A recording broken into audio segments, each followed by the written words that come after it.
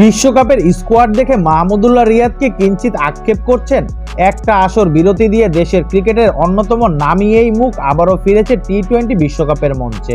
2022 সালে বিভিন্ন অজুহাতে বাদ না পড়লে হয়তো সাকিব আল হাসানের সঙ্গে রেকর্ড বুকে থাকতো তার নামটাও, কিন্তু এই একটা আসরের জন্য রিয়াদের নামের পাশে নেই বিরলতম এক রেকর্ড। টি-20 বিশ্বকাপের স্কোয়াডে ডাক পেয়ে রেকর্ড গড়েছে সাকিব আল হাসান।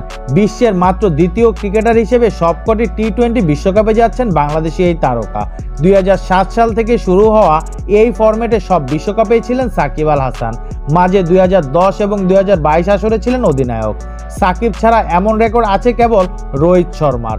9 বিশ্বকাপের 9টিতেই ছিলেন বাংলাদেশ এবং ভারতের এই দুই তারকা। আর তাদের চেয়ে একটা বিশ্বকাপ কম খেলেছে মাহমুদুল্লাহ রিয়াদ। 2014 সালে গড়ের মাঠে বিশ্বকাপে বাংলাদেশ দলের সহ অধিনায়ক ছিলেন রিয়াদ, আর 2021 সালে খেলেছেন অধিনায়ক হিসেবে। এই বিশ্বকাপে বেশ তারুণ্য নির্ভর দল পাঠাচ্ছে বাংলাদেশ। নাজমুল হোসেন শান্ত ওয়ানডে বিশ্বকাপে 2 ম্যাচে দায়িত্ব পেলেও বৈশ্বিক পর্যায়ে এটাই তার প্রথম অ্যাসাইনমেন্ট। তাসকিন আহমেদ চলতি বছরের বিপিএল এ দুর্দান্ত ঢাকার অধিনায়ক হয়েছিলেন, সেটা অবশ্য কয়েক ম্যাচ যাওয়ার পর।